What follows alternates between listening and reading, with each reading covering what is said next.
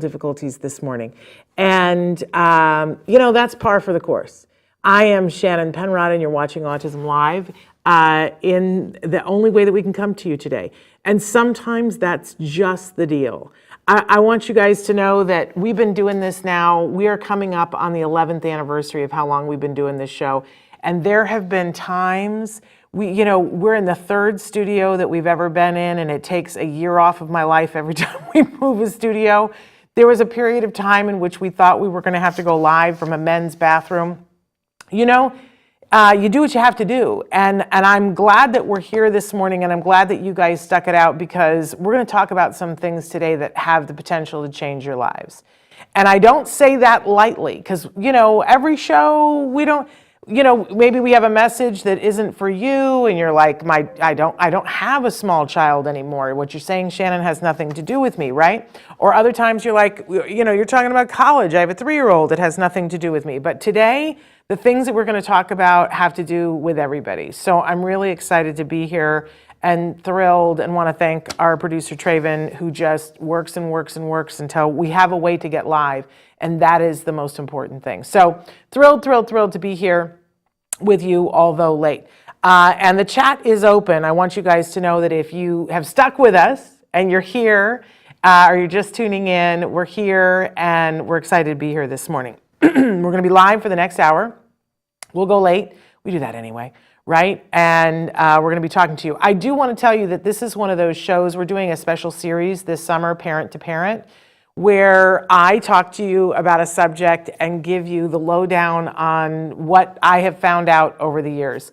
Because I am a parent. I identify as a proud pony, a parent of a neurodiverse individual. That's who I am. And this morning I read a really important, I think, blog post detailing about the difference between self-advocates and parents, because we know that sometimes it's not, it's contentious. I won't say that it's not a great working relationship, but sometimes there's some contention between adults on the spectrum and parents, because there's a lot of misconnection. And I loved this post because it said, we're both seeing things from a different point of view, but both points of view are really super valid. And that if we just listen to each other, and I know that's the place that I'm coming from always, that I want to be 100% clear here that what I'm saying does not encompass the experience from a person who is actually autistic. I'm not trying to give advice, because I don't know. I ask a lot of questions, but I'm never going to know, right, what that's like.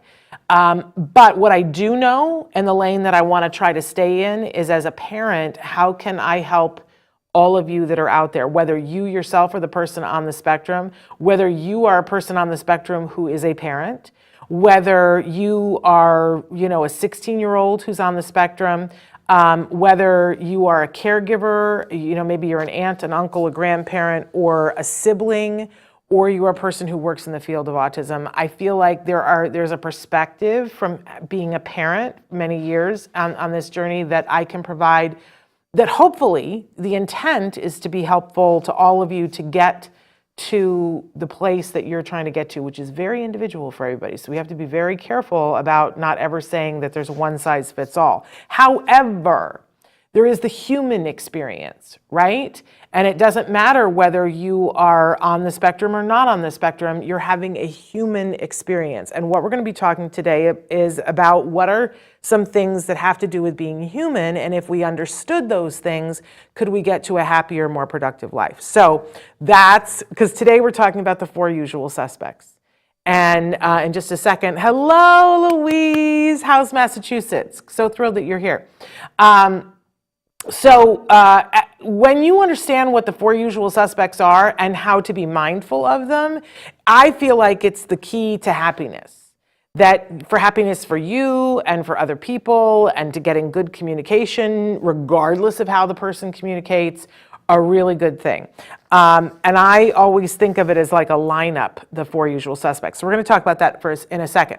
But first I want to say that we are live right now on Facebook, on YouTube, on Twitter, all those different sites. The chat is open. You can be writing in directly to us. We're live right now. If you're watching us later and it's not Monday morning, I don't even know what today's date is. That's how discombobulated I am today. It is the 22nd. I love the 22nd. So if you're not watching us on Monday morning, the 22nd live, and you're watching us later recorded, you can still write into us. There's a lot of different ways to get in touch with us. Eventually, Traven will try to put those on the screen to show you the different ways. Hello, our Journey Cameron's New Life. So thrilled that you are here. So you can reach out to us in any of those ways. I always like to remind you that you can always reach me directly. My email is shannon@autism-live.com. Shannon@autism-live.com. I love to hear from you. If you don't hear back from me fairly immediately, please do me a favor and be persistent and write me again, because, you know, I try really hard to get back in a timely manner, because when I don't, if I open an email and I don't respond right away, sometimes it goes into the ether that is my brain. So be kind. We get a lot of mail. I tried to do the best I can. Don't assume that I don't care. Just assume that I missed it and write again. Liliana, good morning. How are you? How's Riverside this morning? It's very gray here in Los Angeles today, and it feels moist. It feels like almost the beginning of fall. It feels back to school, which for a lot of people, it is back to school. Okay. I also want to say to you guys that we have been sharing some really important information here, and we're going to continue to do that, because this is important to me personally, that you guys get good information in a timely manner. You may remember that it was a couple of months ago that we covered a story, because we cover research when it happens that we think is important to you. So the National Institute for Health, in conjunction with Johns Hopkins Bloomberg School of Public Health, published a study. And it suggested, everybody fasten your seatbelts, it suggested that babies that were exposed to acetaminophen, during pregnancy had a significantly higher risk of later being diagnosed with autism. So if a mom took a product that had acetaminophen in it, and it's any product that had acetaminophen in it, we're talking Tylenol, we're talking Excedrin, things of that nature, and they were taking it for pain medicine, right? And the doctor was saying that this was a good thing to do. It's over the counter. We were all told this, right? But that in fact, those women had a much higher risk of later having their child be diagnosed with autism. So research is ongoing on this, but it is such a big deal that the U.S. Food and Drug Administration began urging, after this study came out, that pregnant women cease all different types of pain-relieving products during pregnancy. Now that's huge, right? But on the other side of that, I think what's huge, you might be sitting there saying, well, wait a second, I took acetaminophen when I was pregnant. I was told by my doctor that that it was safe. And now I have 1, 2, potentially more children on the autism spectrum. What do I do with this information now? And I got you. I so have you today. So I'm going to read this to you. If you or a loved one used Tylenol or other medications containing acetaminophen while pregnant and later gave birth to a child diagnosed with autism, you may be entitled to financial compensation. The law firm of Shapiro Legal Group is now evaluating potential legal claims by parents of autistic children, and I personally urge you to call them. It's Shapiro Legal Group. Call them today to see if you qualify, because you may qualify for financial compensation. And please, I'm asking you to spread this message to your friends in the community who might be unaware of this. It's very important that you do so. There are time deadlines to file, so I really want to urge you to call today. Don't wait. You can reach Shapiro Legal Group. Here's the phone number. Are you ready? 888-657-0455. I'm going to say that to you again slowly. 888-657-0455. There are operators standing by. You can also contact Shapiro Legal Group by going to their website, and you can fill out a form there. Their website is shapirolegalgroup.com/autism. Again, that's shapirolegalgroup.com /autism. I also have to read to you Shapiro Legal Group, PLLC, associates with attorneys throughout the country to help people nationwide, is licensed in New York and Washington, D.C., and has its principal office at 60 East 42nd Street, New York, New York. And I need to remind you that this ad was read by a non-attorney spokesperson. I am the non-attorney spokesperson who read it. You guys all know me. Laurie, I'm so glad that you're here. I think we need to show that disclaimer just a little bit longer on the screen there, Traven, if you would for me. There you go. There's that phone number again, you guys, 888-657-0455. I'm going to ask you to do me a favor, and if you took Tylenol, Excedrin, anything that had acetaminophen, please call them today. But more importantly, not more importantly, equally importantly, if you have friends in the community that also need to call, I'm going to ask you to share that important information with them. This is the important stuff, you guys.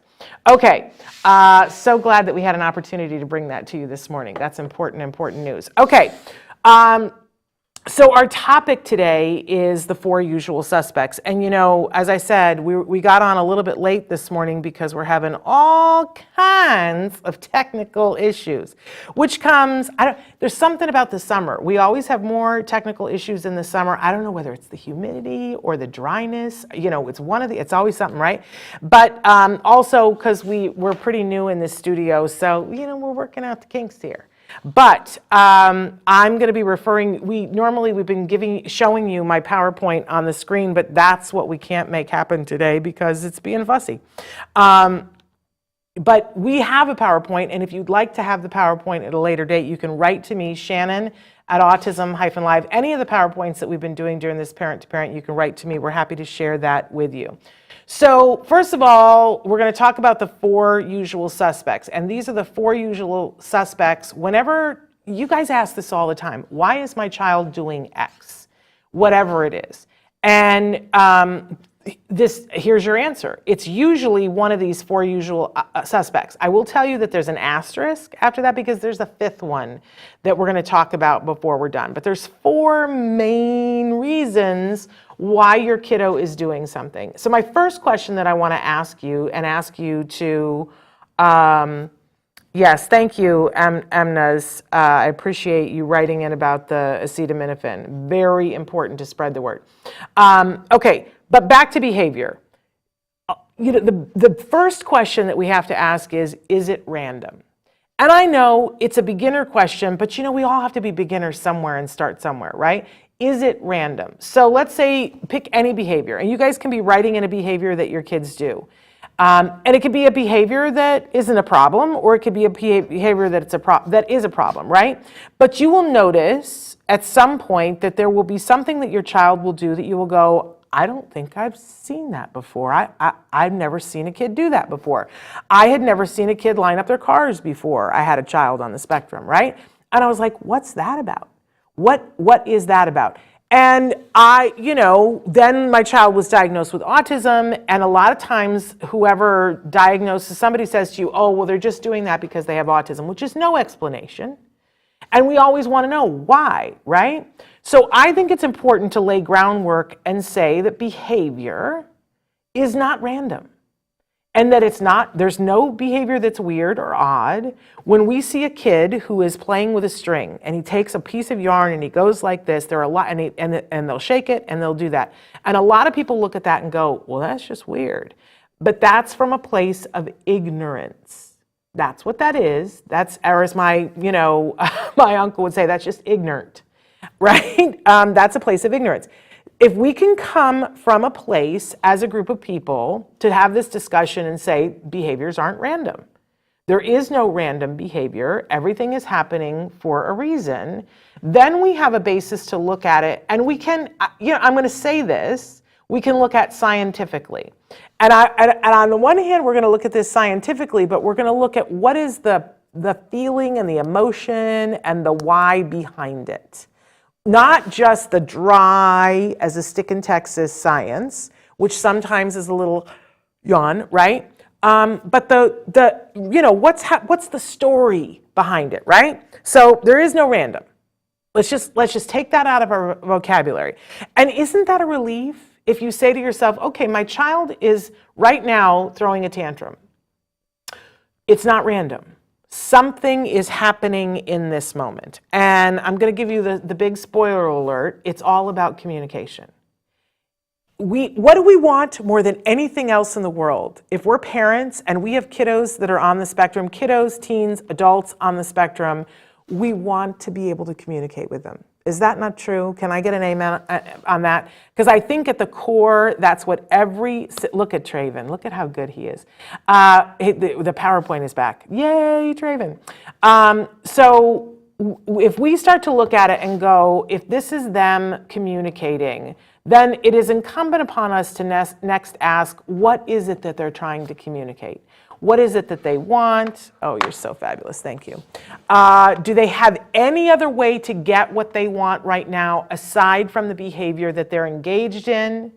Can we teach them a better way to get what they want? I want to pause for a second and I want to go over that last statement again. Can we teach them a better, and by better, I mean easier for them, way to get what they want? Because here is the thing. Life is better when you can get your needs met effectively. Can we all agree that that is true for absolutely all of us? And so if we toss out this idea that behavior is random, any behavior, and we say, okay, this is the person communicating, doesn't that just automatically take the sting out of whatever is happening? If your child is throwing a tantrum, instead of going, oh no, why is this happening? Why is this happening to me? Why can't we just have, whatever? Instead, if you ask, what are they trying to communicate me? Now you got a job, you got something to do. And the next question is, what is it that they want? And is there any other way they can get it? And have we taught them how they can get that need met without throwing the tantrum? Can we cue the angel music, right? This is what we're talking about here, and this is for everybody. But when you have trouble communicating your needs through all the different reasons why that might be, right? Maybe you don't know what you need. Boy, I've been there before, right? Or maybe you know, but you can't communicate it to the other person. It's frustration. It's absolutely frustration. And the best moments in life are when we're able to get our needs met effectively. Now, I always tell the story about when it was our 10th wedding anniversary, my husband and I took our son and we went to Vegas for a couple of days to celebrate our 10th. If you know us, you know this is so unlike us. We don't do this, but we're going to make a big deal out of it because it's our 10th wedding anniversary. And we bought tickets to see Cirque du Soleil Mystère. And we were so thrilled that we were and it was so hot, and we were so excited to be in an air-conditioned theater, and they said, come early because there's a pre-show. We couldn't wait, and it seemed like not very many people knew about it. We got into the theater, and sitting in the next level down from us were two older parents with, I'm assuming their daughter, who was in a wheelchair and was non-vocal. And a magician came out and is doing this amazing thing. And the theater is not even, a tenth full. And so it's really exciting. We're there, we're seeing this, and he's interactive. He's interacting with the audience. But the girl in the wheelchair began to make noises. And it was an electric wheelchair, and she had the controls, and she began pushing the controls to go back. And her parents were like, no, we're here, we're going to watch the show, we're not leaving, we're here. And she started to make louder noises. And they kept trying to calm her and say, no, we're watching the show, And then she just reached up and whapped the mom in the face and started making very loud noises. And oh my gosh, my heart bled for this parent who now we've all seen her be hit, and we're all having this moment and we can't watch the magician anymore. We're in this moment with them, and I was trying really hard not to stare and watch the magician, but it's hard. It's in my line of vision, and it's hard. It's hard to look away, but I understood what it felt like, not completely, right? But I understood what it's like when your child even if it's an adult child, is having this issue in public and then hits you and you're dealing with all the eyeballs on you. Man, I just felt for this mom. And, you know, the dad was like, that's it, we're out. And they packed up and they, you know, started out the theater because what are they going to do, right? And I felt so bad. And the magician finishes up, does whatever. And there's like 5 minutes before the show is going to start. And I said to my husband, I'm going to use the ladies' room while there's a break. And I went into the ladies' room, and who's in the ladies' room but the mom and the young woman in the wheelchair. And it was evident, she was totally calm at this point, and it was evident that what she needed was to go to the bathroom. She, all that time, you know, if you don't have a way to tell someone that you have to go to the bathroom, you know, she made some sounds, she pushed her wheelchair back because she was going to go herself, and then they were telling her no. And so then she made louder noises to tell them I have to go to the bathroom, and they weren't listening, and so she hit her mom, which is when they finally listened, right? And I stood there and I felt so bad for everyone because she didn't have a better way to communicate that she needed to go to the bathroom. So that whole thing, if we just had a way of communicating with her, could have been avoided.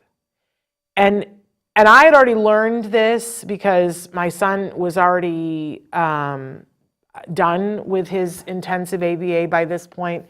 But it occurred to me how vital and important it is for everybody to know this information. It's all about the communication.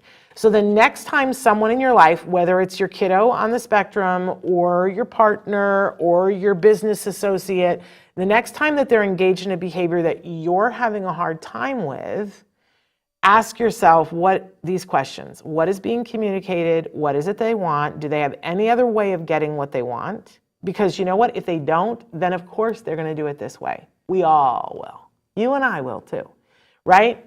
But is there a way that we can teach the people with us how to get their needs met without this behavior? So, you know, if you have, I'm just thinking about in our old office, we had an employee that would eat other people's lunches. They just would do this, and they didn't even feel bad about it, right? This was not a person on the spectrum. This is a person in an office eating lunches, and it was making other people angry, right? And so, you know, what was being communicated was that this person had some issues and needed to eat and didn't plan ahead. That was what they wanted, and they were going to do it no matter what.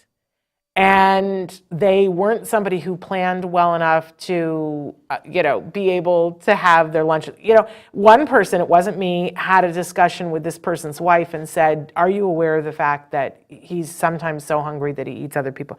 And then she sent him with a lunch forevermore. Now, would I like it for him to learn that for himself? Yes. But is that my place? No. And he stopped eating other people's lunches. I'm just saying.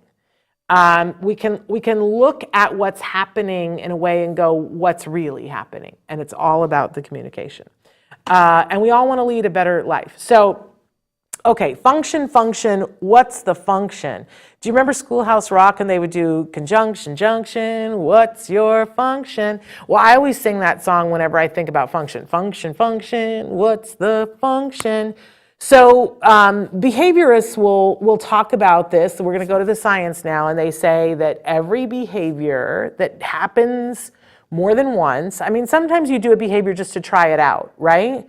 To see, does it work? And you quickly see that it doesn't work, right? But if you do a behavior over and over and over again, it has a function. There is a need, that's trying to be met. And if the behavior happens often enough, then it means that there is some sort of a payoff, even though it may not be effective or efficient. You're getting whatever it is that you wanted, which is the function. You know, what I wanted was your attention, and I got it, right? So what's the reason that you're doing it? What's the purpose behind it? And if it shows enough reward to make you hopeful that it will get better, you will continue to do it that way, especially if you don't have another way. And a lot of times people feel like they don't have another way, and sometimes they're not wrong. But this is where teaching comes into place. Excuse me, if we can teach people a more effective way of getting done what they want to do, their life gets better, and the people around them, their life gets better too.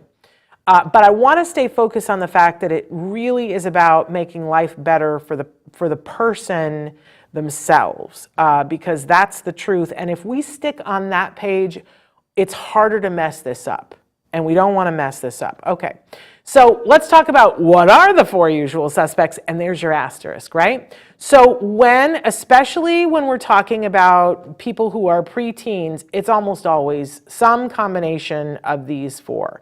Once we get into teenage years, we're going to deal with the asterisk. I will bring you that one later, okay? But let's go through these. Tangible, attention, escape, and automatic.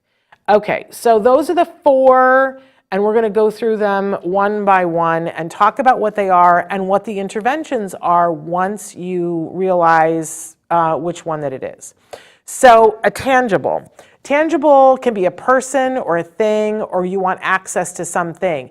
It's when somebody wants something or someone. So let's say that Billy is at the store and he sees these luscious donuts and he wants one. And if he wants it bad enough, Billy will do anything to get the donut. We all know somebody in our lives that's a donut lover, right? And they will do all kinds of things.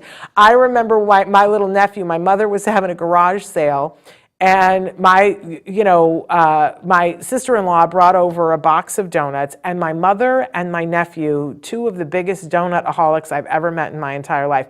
My nephew was like about to be 4. Right? And I remember everybody's working, setting up the garage sale, and he knew that he could not have a donut unless he asked for one. So apparently what happened, we found out later, is that he went up to my mother and said, "Grandma, can I please have a donut?" And she was like, "Of course, Pumpkin. Which one would you like?" And he scarfed up the donut and ate the donut and was happy, right? And then he wanted another donut. And he knew that if he asked Grandma, she was going to say, "No, you've had one donut. That's all that a 3-year-old body should have is one donut." So he didn't ask her. He went to his mom and said, "Mom, can I have a donut?" And she was like, "Of course, sweetheart, you can have a donut." So by the time, he threw up, and he did, we discovered that he'd gone to 6 different people, and we'd all signed off on him having a donut. Because he was 3 and he didn't know when to stop.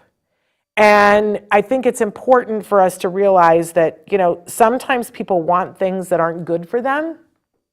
And sometimes they want things to excess, right? But there is an urge and a need. And what it feels like for them is, I need it, I want it, I must have it. And if that urge is big enough, people will go to any lengths to get what they want. This is why people, and this is anyone, on the spectrum, not on the spectrum, right? That there are things that they want. But imagine if you are someone on the spectrum and you don't have effective communication to tell someone anything that you want, not anything, or that you don't want, right? How much more frustrating will that be? And maybe the lengths that you're willing to go will be that much stronger because you want it, right? So the kiddo who wants to be with his mom, or that wants to play with the ball and doesn't have a way to ask for it, right? Or wants to get into that room. We see kids that elope and go to be at a swimming pool that they couldn't get into, right? Because they want access to something. So this is called a tangible driven behavior. And what do we do if we know that that's what it is, that they want access to something? So what's the intervention for that? Well, the first thing is to teach them how to appropriately ask for it. It's so, this is a hard concept, but it's true because it's so simplistic, right? That if you're able to request, if you're able to communicate what you want, you are always more likely to get it. So shouldn't we focus on that? That seems like a pretty important thing to me. So we always want to be teaching the person how to appropriately ask for that.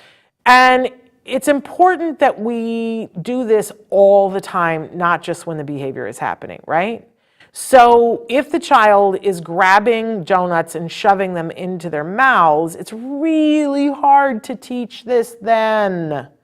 So what we try to do is teach it outside the moment before it's necessary, as much as possible, yeah? Then, here's the hard part, because as much as I've said we want to make it so that the person can get to the thing that we want, but what we have to do is cut off the blood supply to the previous way that they were doing it. Because in their minds, they have learned, well, what I do when I want the donut is that I throw myself on the floor and grandma then gives me a donut. It works for me. It's, it may not be effective because it doesn't work when I do it at school, but it works when I do it with grandma, so I'm going to keep doing it. So what we have to do is teach them how to appropriately ask, and we do that first, right? But then we only give it to them when they ask appropriately. That means that when they're throwing the tantrum and you're aware what they really want is the donut, but they're throwing a tantrum, that we do not give the donut. We just don't. And once we have taught the proper way to ask, we only give it when there is an attempt.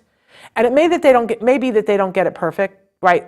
And we're going to decide based on the skill level of the individual. It's very individualized, but maybe for Joey to ask for a donut, all he has to do is point to a picture of a donut that's on the wall. Maybe that's what's appropriate for him. But maybe the 16-year-old who is verbal, we teach them to say, excuse me, can I have a donut, please, right? I mean, there's all different ways that you can request a donut, but whatever we've decided is the way, and we teach that individual, then that is the only time that we allow them to have the donut.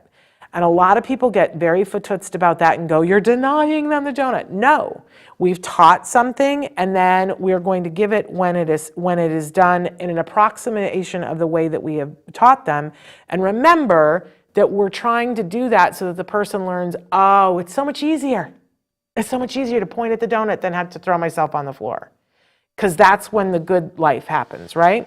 Lori says, my son repeats his question 100 times until he gets some sort of response.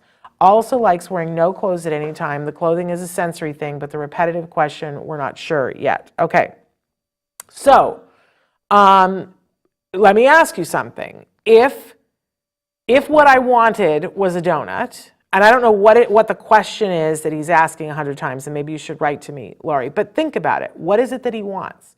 What is he trying to communicate to you, and what is it that he wants? With questions, it's tricky. Because what I learned with my son, not necessarily what you're going to learn with your son, is that my son would ask me, for instance, what are we having for dinner?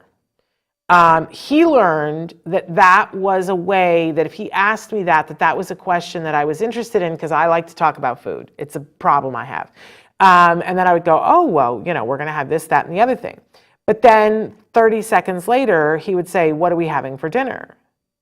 And I would go, what's happening? I just answered that question. Do you not remember? And were you not listening? I would get in this whole other space in my head. And what we discovered was that was the only topic that he knew for sure that I would respond to. So he would just keep asking it because it was his way of communicating, I want to have your attention. I want to be communicating with you. I want you to be, back and forth with me. And so what I learned was, as a mom, to say to him, ask him the question back. So if he asked me the question, what are we having for dinner? And I'd say, oh, we're having chicken and mashed potatoes. And then 30 seconds later, he would ask me, what are we having for dinner? And I would say, that's a great question. What are we having for dinner?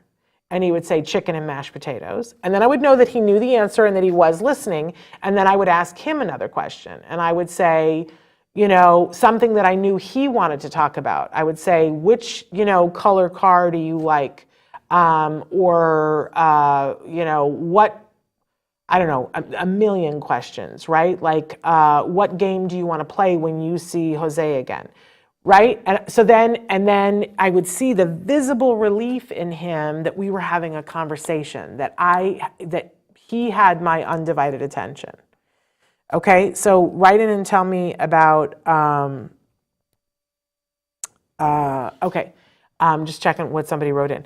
Write in and tell me which questions is he asking, Lori, because there's a million reasons why somebody asks the same question over and over and over. But think about this. If I ask you, oh, my dog was doing this to me last night, you guys. My dog came over and, right? Which is, my dog can't come up to me and say, I'm hungry and I would like biscuits.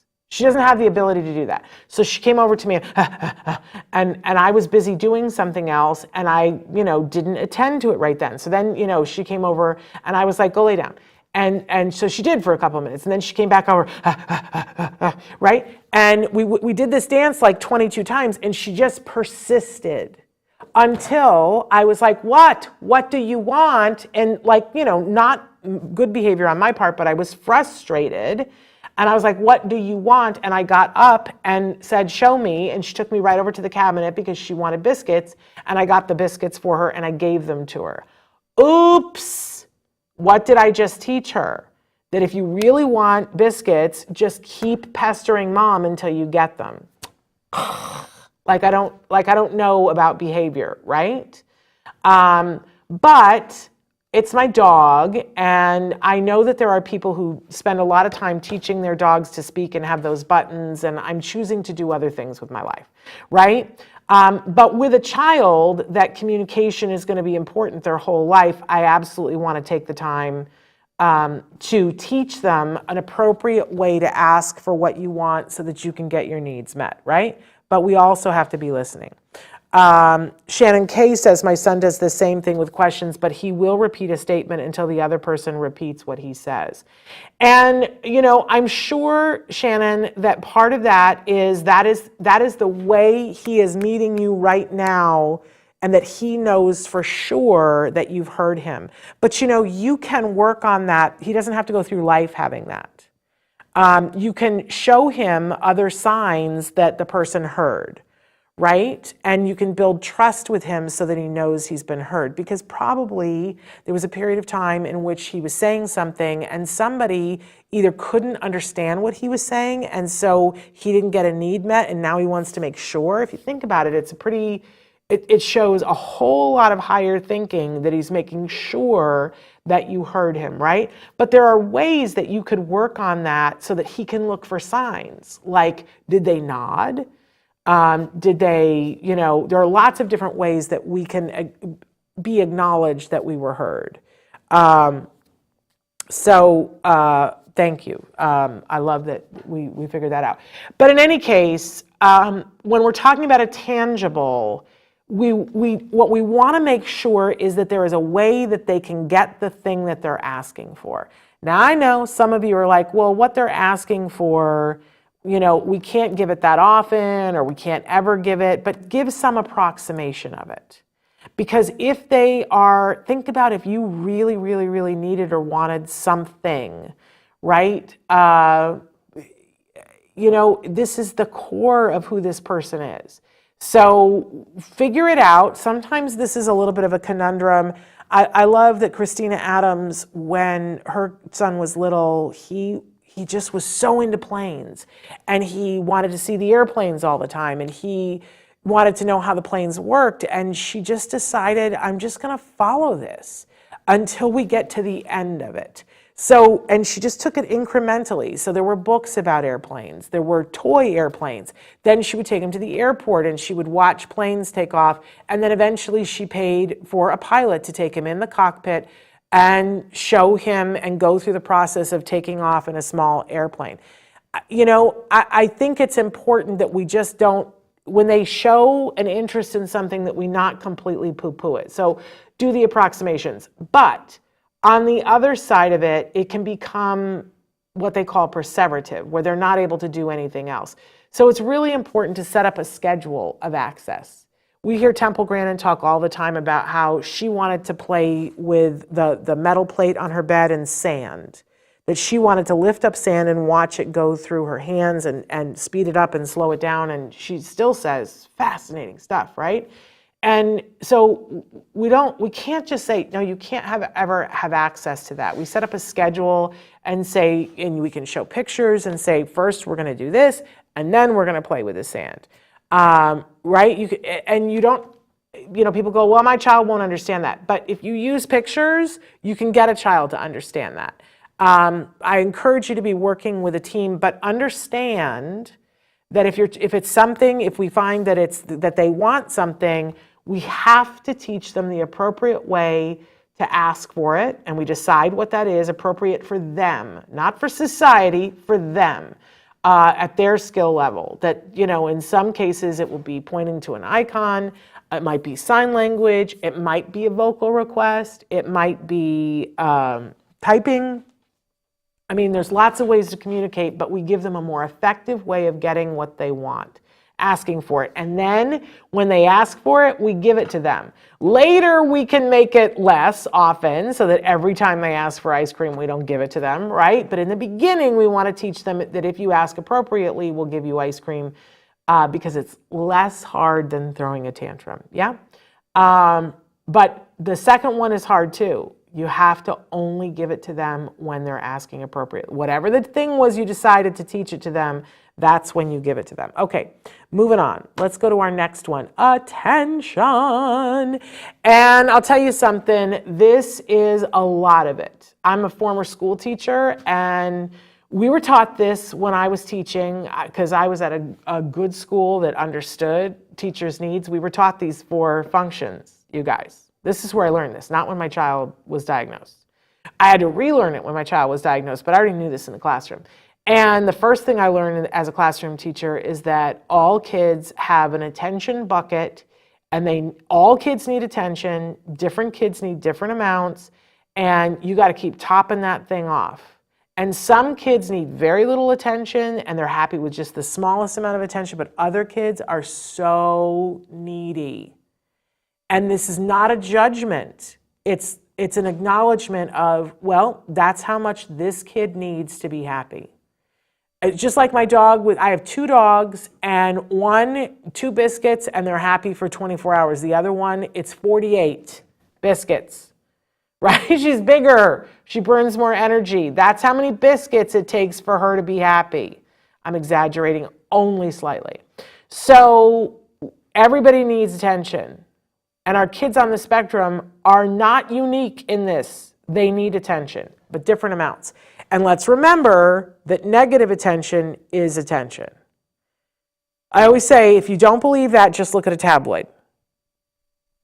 People who are attention-driven will, even if they have to do something that's really inappropriate, will do it to get attention.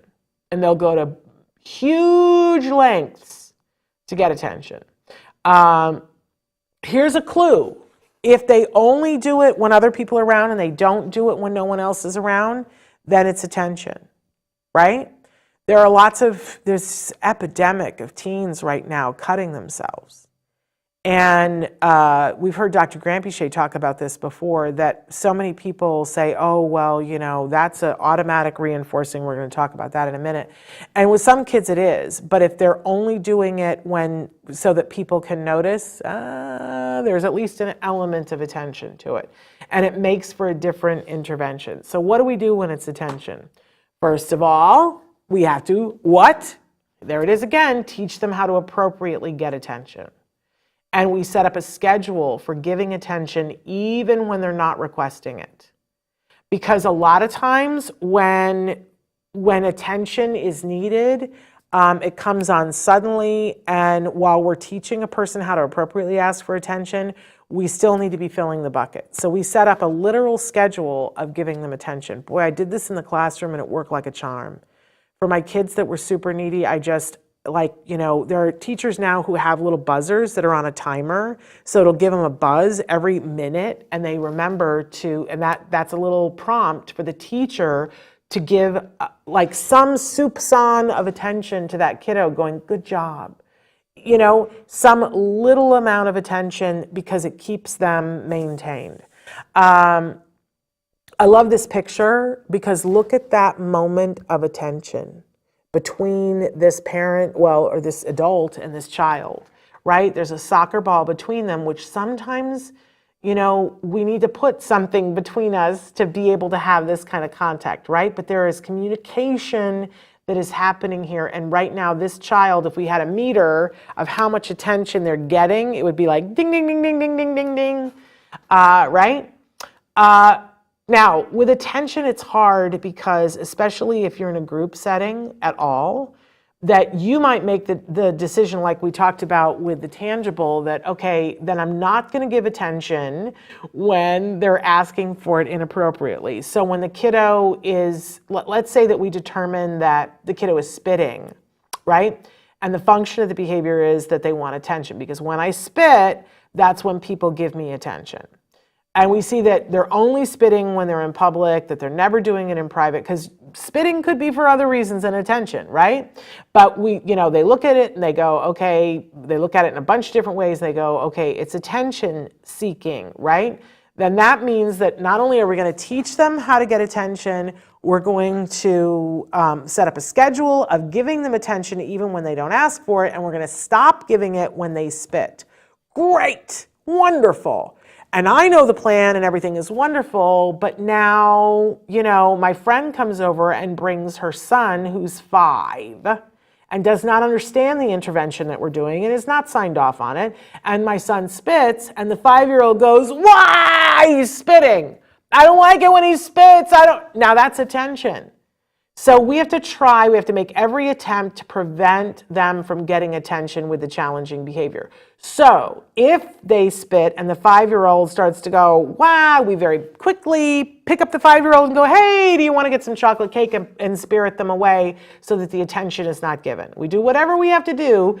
It's hard, and sometimes it's impossible. I will tell you that when our therapists, there were things that my son would do, because my son was a comedian, right? And we would have clinics where the whole team would get together in one room, and my son would do something because he knew that it was going to make people laugh. And at the time, the therapists didn't have iPads back then; they had clipboards because it was the dark ages. And my son would do something and I would see the clipboards go like this and the shoulders are going like this, but they didn't want him to see that he had indeed made them laugh, right? So they were cutting off the attention, and it wasn't a big production number. They just would take their clipboards and put them in front of their face so that he could not see the reaction that he was getting. So we do what we have to. You make every attempt, but it's the hardest part with attention, right? Okay, so I want to be clear, though, that with attention, we're going to stop giving attention when they're engaged in the behavior that we know is for attention. But this is where people lose their minds, because they simplify it and go, okay, I just ignore the child. No, that is not it. Hear me when I say this, and I'm putting my loving arms and thoughts around you. We don't ever ignore a child. Ever. We don't ever ignore a child. We will sometimes ignore behavior, but only when we know already that it is attention driven, right? And we've taught them another way to get attention.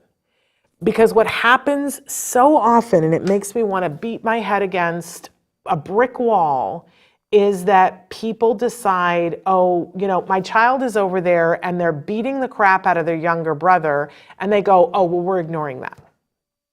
No, that is not the ticket. The only time we ignore behavior, and by the way, again, we don't ignore the child. The only time we ignore behavior is when we already know that it's attention driven and we're ignoring that behavior, but we've taught them an appropriate way to ask. But if the child is hitting someone, there's a way that we can go over and stop it without giving it attention. What we do is we go over and we, very gently motor the child away from the thing where he's hurting or himself or somebody else. We don't talk about it. We don't make eye contact. We just motor them. And sometimes that's harder when the kid is bigger, right? But you don't just say, okay, I'm completely ignoring it and wait for them, for blood to be drawn. That is not the ticket. So I suggest that if you are at this point with your child, and on Wednesday we're doing a talk about aggression where we're going to talk about this again, right? But if, okay, my whole desk just went flying. It's all right, we're all good. Anyway, it's that kind of a day, you guys. That was super duper fun. All right, we're all alive. It's all good. Anyway, it's all good. But my point is, when we're talking about aggression next week, it's really important that we don't ignore the child and that we don't ignore what is being communicated. But if we know that it's for attention, we can distract and deflect and block and do a bunch of other things. So don't panic. We'll be covering that more, but don't ignore the child. I think it's my biggest issue, because this is dangerous. If you are ignoring behavior, and remember our first slide when we talked about what is it that they want. A child who is acting out at that level because they want attention, if we are not giving them attention another way, then we are just, oh, it's so cruel and mean what we're doing to them by ignoring them. And they're desperate for attention. So make sure you're giving attention, for other things, and on a schedule, make sure that they're having that attention. And you'll find that the attention-seeking behavior will slip away. Don't be on the wrong end of this. Okay. Okay, now let's talk about escape. So escape maintained behavior is when they're doing it to escape from a person, from sensory input, from a feeling, a task, a fear, a place. We all engage in escape maintained behavior. We all do this all the time. Ask me about taxes and I will show you my best escape maintained behavior. I can come up with a million things to do so that I don't have to deal with taxes. I absolutely can, right? Everyone does this, but for our kiddos on the spectrum, if I don't have a way of communicating it, this can be so dangerous. If I don't have a way of saying I need to be away from that, I need to move away from that, so very dangerous. So this becomes often life and death. We have to start with empathy and understand that if they are trying to get away from something, that there is a reason why. And we have to compassionately figure out how to mitigate the escape issue. And if we don't, we're truly failing the individual. So we're going to start with teaching how to appropriately ask for help, breaks, distance, headphones, something that can take the edge off of it. If it's noisy and we can't take the person out of the noisy environment, can we put headphones on them? This is where you have to really think outside the box, right? There are some instances where once we have figured out, okay, it's escape maintained behavior, that they're doing it to get out of it, that we will then prevent them from being able to get out of it. But this is so important that we do this compassionately. So a great example of this is that my son didn't like to write. Writing was the thing that, and he would engage in whatever challenging behavior he had to in the classroom or at home to get out of writing. Now, we didn't know why that was. We were trying to find it out, and eventually we discovered that he had an eye issue, that being able to see what he was writing was very hard for him. He couldn't focus on it, so he didn't want to do it. It made him feel funny. It made him feel dizzy. He didn't like it, so he didn't want to do it. And he would do everything to get out of writing. Now, there are some people who would be like, well, then don't make that boy ever write. Well, what a shame, because now my son is about to start his sophomore year in a very competitive program as a screenwriter. He has discovered that he is a writer, that is who he is in his soul. Is he someone who has stories to tell? I get goosebumps when I think about how important it is for who he has ended up being, that he is a writer. So how do we get from him engaging that every BIP that we had when he was in school, behavior intervention plan, was for challenging behavior when he was asked to write. Well, one of the things that we did with our ABA team was that we saw that, for instance, when he would come home and it was time to do homework, what he would do is take his pencil and throw it on the floor. Then he would get down on the floor to pick up the pencil, and he'd waste 5 or 10 minutes, and he'd start inspecting the carpet, and he would waste all of this time because he didn't want to do the homework because he didn't want to write, right? And what we needed for him to see is that he could get to a reward for writing, because writing, he was going to have to write to get better at it, right? So what we did was we very mindfully and compassionately set up an intervention where there was a therapist and I was there. The therapist asked me to get an entire cup of pencils, because the other thing he'd do is he'd press so hard that the point would break, and then he'd go, I can't write, and then I'd have to go sharpen the pencil or get the pencil sharpener for him, and 10 minutes had passed, and he got away with not doing it for 10 minutes. But during that 10 minutes, he wasn't getting better at it, you know? So we had the cup of pencils there that were all sharpened, and we were set up, and my son started to do his homework, and we're both standing close by, and he drops the pencil. And the minute he dropped the pencil, we had a plan and we'd rehearsed it. So he would go to get on the floor to get the pencil, but I would block that. The therapist, while he was trying to get on the floor and going, wait a minute, what happened here? Put another pencil in his hand, and then I put his hand and put it on the paper. So we didn't allow the break to happen. And he was very frustrated because he wanted out of the behavior. What we did was we reinforced him heavily for the attempt and for trying and doing all of those things. And I'm good, we're fine. And but so it was hard, but we needed to get him out of this cycle so that he could get to the good part where he discovered that, hey, he enjoyed writing. And yes, down the road, what we did was we had it written into the IEP that he could choose to type any lesson that he wanted to. And he would choose to do that almost all the time. So my son's handwriting still is not brilliant.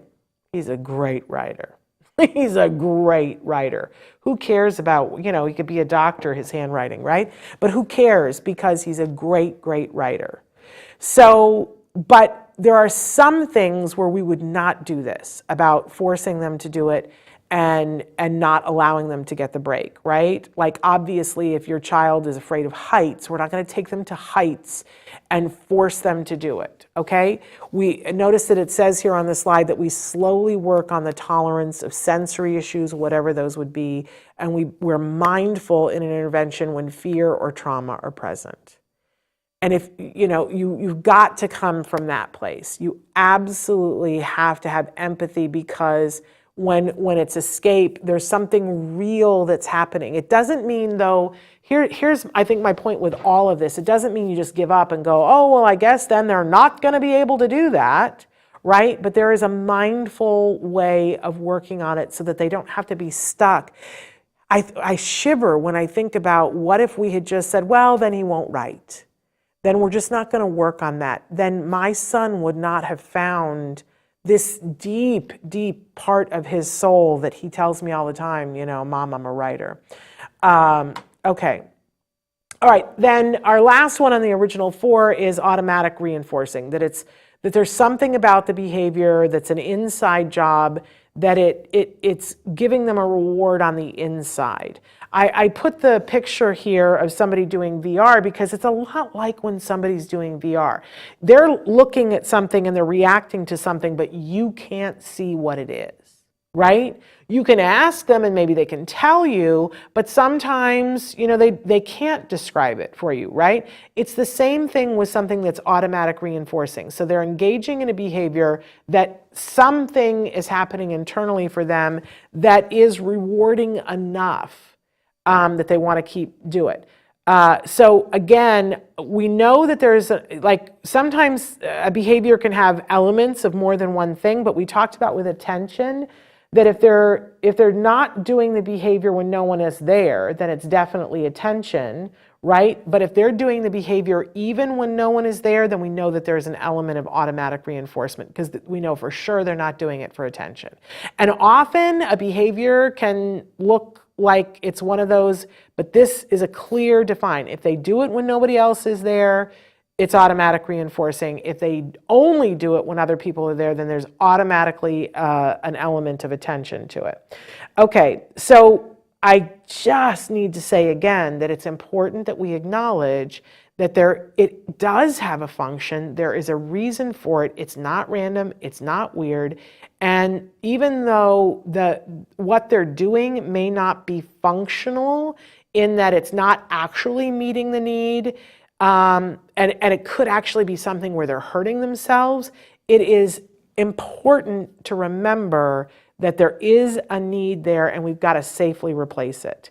I also have on this slide, for those of you who are watching the video podcast, that whenever self-injurious behavior is on board or somebody is hurting themselves or others, you really need to be having experts, because you could mess up and make it worse, right? If there is a need for something and you try to intervene and somehow you make that need greater, it can get worse before it gets better. So please be working with experts. However, there are some different things we should know about interventions for automatic reinforcing behavior.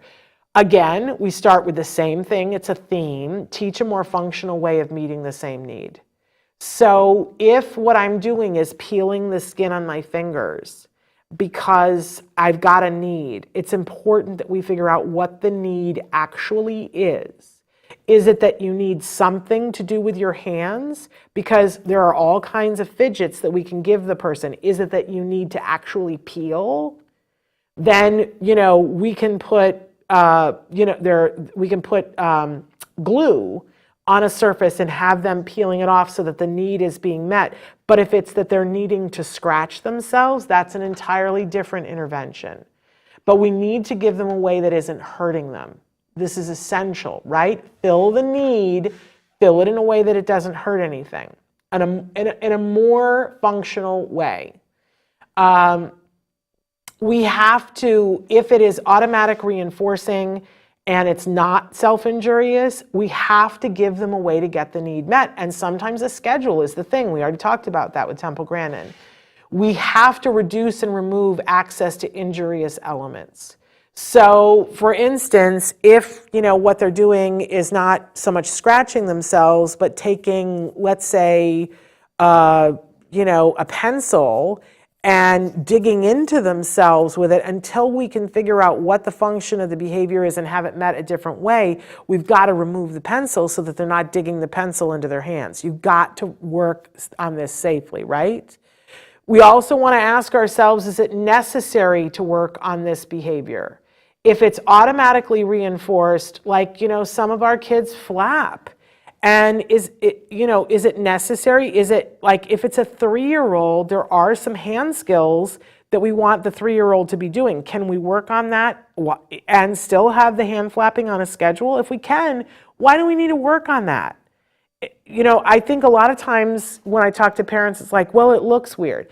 That's not a reason to work on something. I have to say this with all compassion, because there's a lot of things to work on, right? And just because it socially does things, maybe if it's the only issue that you have going on, maybe, but still give them the schedule, right? Don't just willy-nilly try to cut things out of their lives because it looks weird, right? Remember, there is no weird. It's not random. And so it says right there, don't just seek to eliminate behavior, seek to substitute it with something that fills the need, that works better for the individual first. That has to be the priority. This is where we get things twisted up sometimes, that sometimes we're working to reduce a behavior because it makes dad uncomfortable, or it makes mom, or it makes Aunt Beth uncomfortable. And you know what I say to that? Let's get some counseling for mom, dad, or Aunt Beth. Let's not disrupt the child's life and what they need for somebody else's need. Let's put the priority on the individual. Be compassionate, but don't ignore, right? Because I also think, too, that it's very hard. This is a fine line, because we have some parents who just go, well, that's the way he expresses himself, and so that's the way it's going to be. And somebody is left doing a behavior, and every year that goes by, it becomes harder to change that behavior when we could have given them a more effective way of getting that need met. So I don't want to say too much more about that. People get heated about this. Be compassionate. Okay. Now, I promised you that there's a fifth one, right? 4 usual suspects, but the fifth one is control. And we see this younger and younger now. It used to be that this was something that maybe around 11 with girls, we would see this come to pass. And,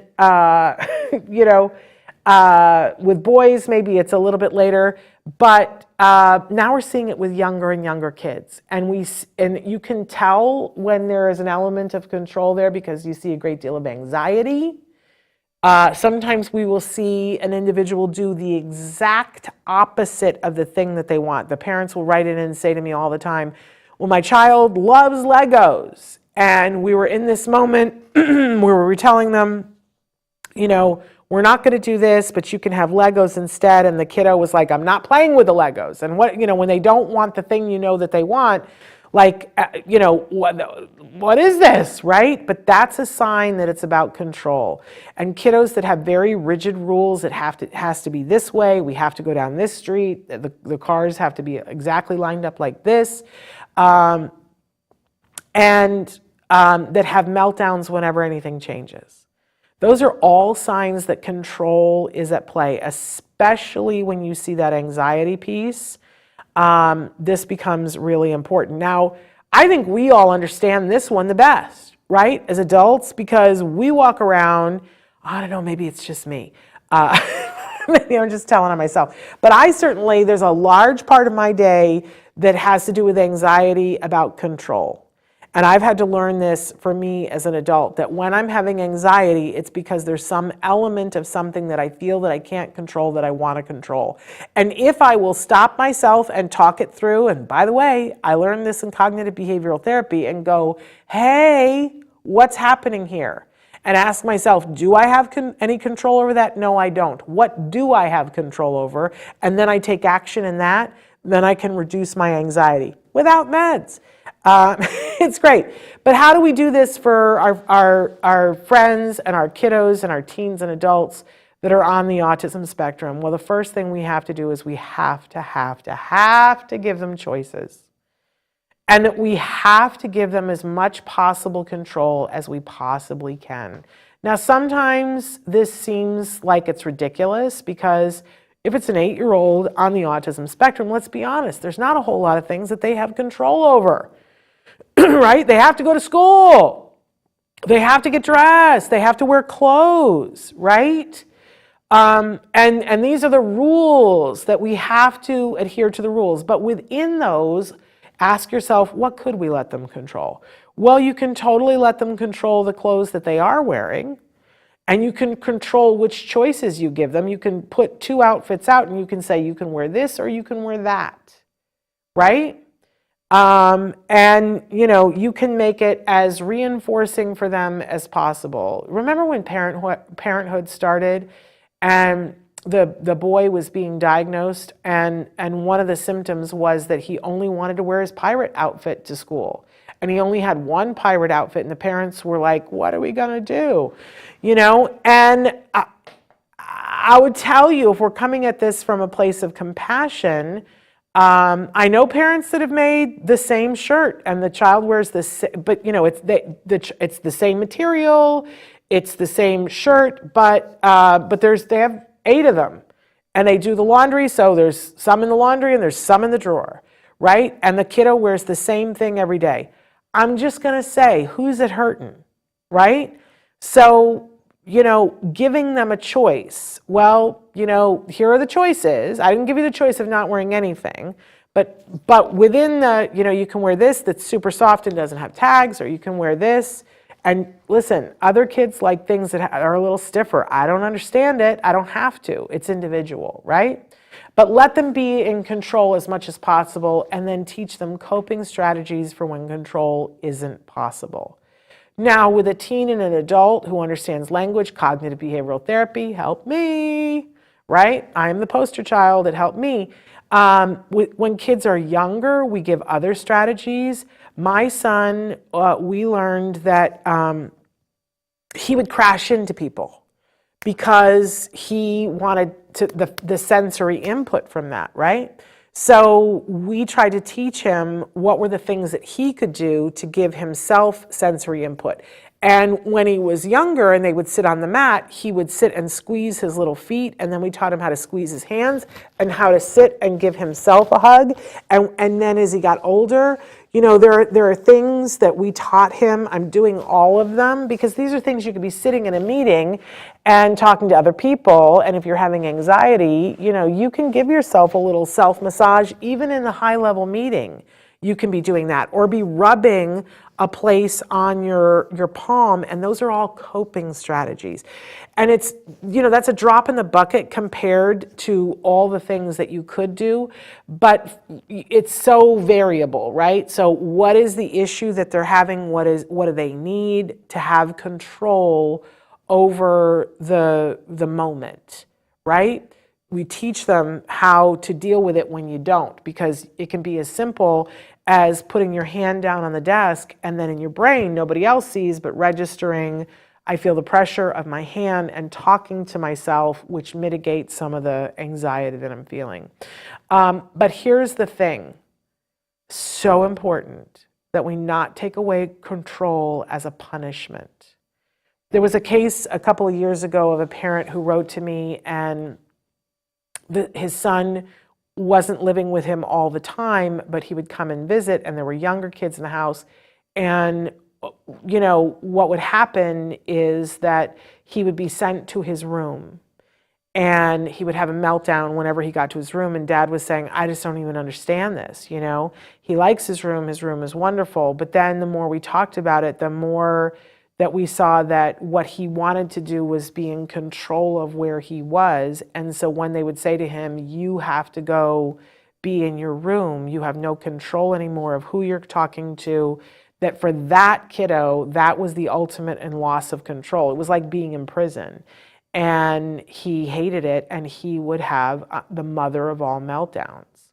And so they found other consequence strategies if something was happening that, let's say he was starting to escalate, right? And they didn't want that to be around the other kids. Instead of saying to him, you have to go to your room, they learned that they could say to him, hey, you're starting to escalate. Where would you like to go to have a moment to get yourself together?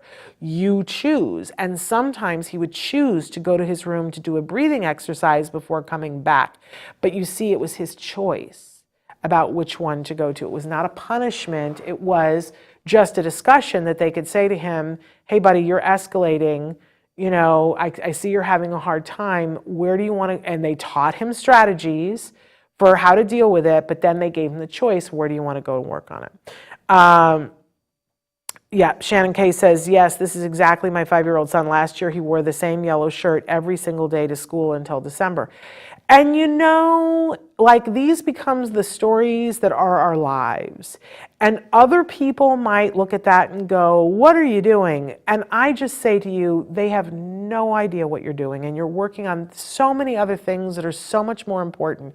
If being in a yellow shirt is what makes him happy, great. There was the story a couple of years ago about the kiddo that he had this shirt that he loved, and they bought so many of them, and then the shirt was discontinued. And they kept buying them in larger sizes and so on and so forth. And so there was a thing on the internet where people were like, does anybody have this? And they found the person who had the fabric. They went to great lengths to continue to make shirts to make this person happy.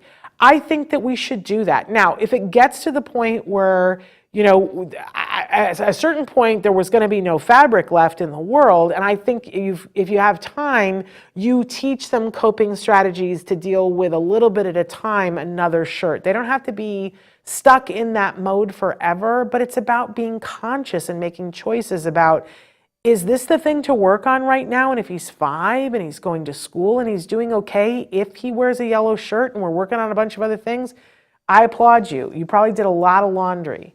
And maybe now it's time to go and see if you can have a yellow shirt with a design on it. I don't know. But happiness cannot be underrated, right? Okay. So here we have our lovely owl who says, what is an FBA? So an FBA is a functional behavior assessment. It is done by experts, and it is a series of things that are done to figure out what the function of the behavior is. And it is the only really definitive way to make sure that you've got the right function. Now, there are a lot of different ways that you can armchair quarterback it for yourself. I will also tell you that skillsforautism.com has back. Oh, good, Shannon. I see. Yes, we did similar. Shannon, you're killing it. You're doing such a good job. He wears any color shirt now. See, we can get there. We can get there. That was my half Humpty that I just did. But anyway, so Skills for Autism has something called a BIP builder. And it is not the whole program. If you call over there to ask them, ask for just the BIP builder. In that, they have something called the CIFA. The CIFA stands for a Card Indirect Functional Assessment. So it is a very researched and effective way of figuring out what the function of a behavior is. It's awesome. I wish that it was more available in more ways, but you can pay for it. And I don't know how much it is, but it's not. We talked about this on the show the other day. If you buy the whole of Skills, which is this behemoth, that's, I think, $75, $79 a month. But the BIP builder for one child is infinitely less expensive. But basically, and the CIFA is just a part of it, it goes through, it asks you a bunch of questions. Does the behavior do this? Do they do it when someone's there? And it asks all these questions. And at the end, it creates a report for you. And it says, here is what we believe the function to be. It's attention with a little bit of escape. And you go, oh, which will change the way you intervene, right? So, because what we want to do, especially when it's challenging behavior, is be effective at dealing with this behavior, right? We want to redirect it in the right way. So we create a behavior intervention plan, some of which we've talked a little bit about, right? But a very precise behavior intervention plan takes into consideration all of the research that's been done on the function of the behavior, has a clear definition of what the behavior is and what it looks like. It has an antecedent modification and it has a consequence strategy. So antecedent modifications are things that we do to try to prevent the behavior, including teaching a more functional way of getting what you want.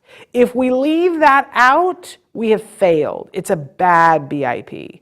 And a good BIP also has a consequence strategy for when the behavior happens. How am I supposed to react? What do I do? Because that will determine success. If I don't know that I'm not supposed to laugh hysterically when they do something, and it's attention driven, then we're going to have much more of this behavior, right? I have to know what to do.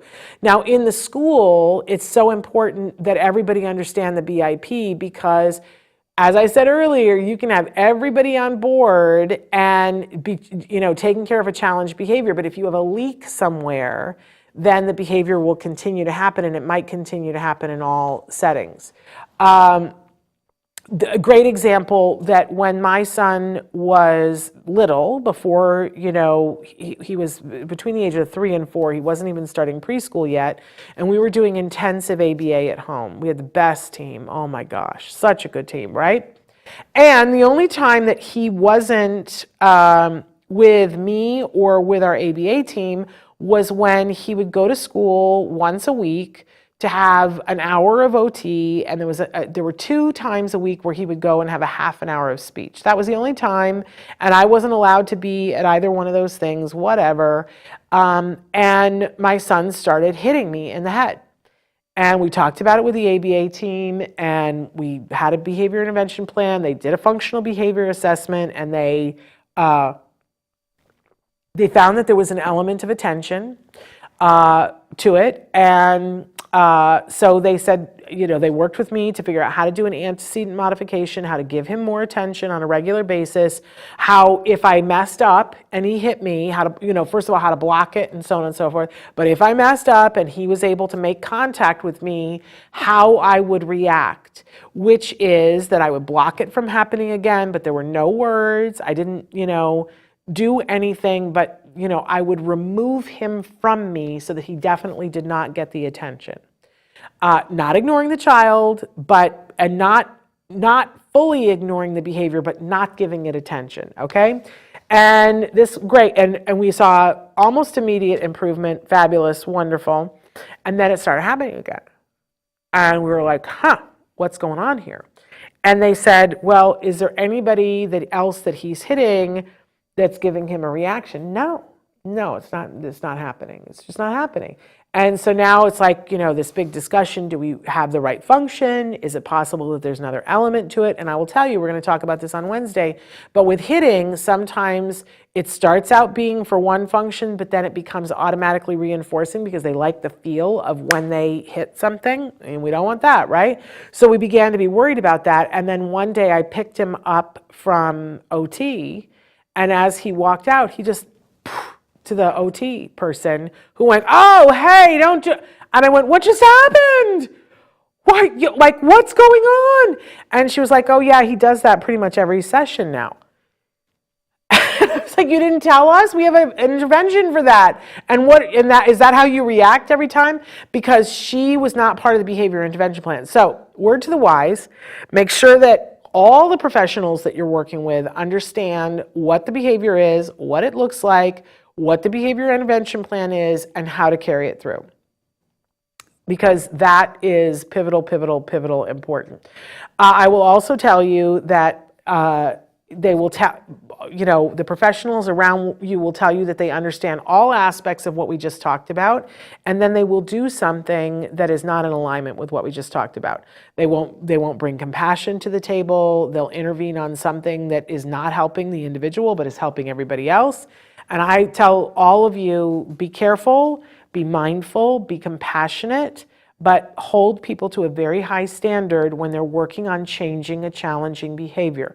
Make sure that your child is being dealt with in a professional way and that their needs, that it's about making sure that they have a more effective way of getting their needs met. Lori says, we have our son a trampoline for the sensory and the pounding, and he loves it too. Yeah, and sometimes kids need the drums, that you get a pair of bongos and they bang it out in the drums and that sensory need is filled, right? So we're replacing, we're not trying to ectomy anything. If you're coming from a place where your child is doing something and you're like, we got to get rid of that, I'm just going to ask you to back up and think about that. There's a reason why they're doing it. There's a need that's being met. It may not be functional. It may not be in your child's best interest the way that they're doing it. So yes, we want to intervene, but we're not going to be effective unless we replace it with something that's more effective.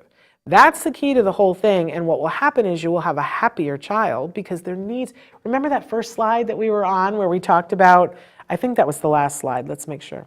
Yeah. Oh, look, there's stuff about this in my book too. And you know what? I put this up there because that's my guy. That is my little, when he was little.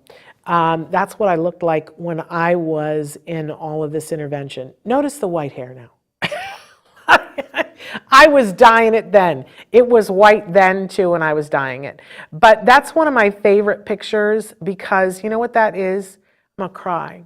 That's a picture when we were in process. My guy had the hardest time making eye contact and couldn't look in the camera. And that's a picture of when he was trying to work on it. And so it's a little bit like, I'm gonna do the big eye thing. He's not like that now. But that's a picture of, and I was wearing a backpack purse because that was what they told me I needed to do because I kept having problems with my purse whenever we were trying to intervene on something. You do what you have to do, right? And that meant I could only have a purse that was a backpack. But man, how much do I love that little boy? And here's the thing. We all want what's best for our kids. Even though we've had to talk about in school, we can only want what's appropriate. We all want what's best for our kids. And what's best is for them to be able to tell us what they need and to communicate with us to say, I need a break. I need a moment. I need a hug. I need your attention. I need you. I need you to step back. I need space, right? And we would give anything for our kids to be able to communicate with us that. And I'm going to guarantee you that whatever your child is doing today that's kicking your can the most is their way of communicating with you. So write to me if you have any questions. And there's much more in the book. And that book is available right now where it on all major booksellers. But this is why it's important to me that I share, because that little guy, starting his sophomore year of college, oh, I'm getting melancholy here. But it's all worth it, you guys. You're doing a good job. Stick with it. And I promise you, things will be revealed to you. But if you keep in that mindset about what is it they want? How are they trying to communicate with me? How can I teach them a more effective way to communicate? And there's my phone. It's time to go. We'll be back tomorrow with Dr. Grampiche. Don't forget that tomorrow we're answering your questions about last week's show about how do you tell the difference between good ABA and bad ABA. So join us then. Until then, give your kiddos a hug from me and one for you too. Bye-bye for now.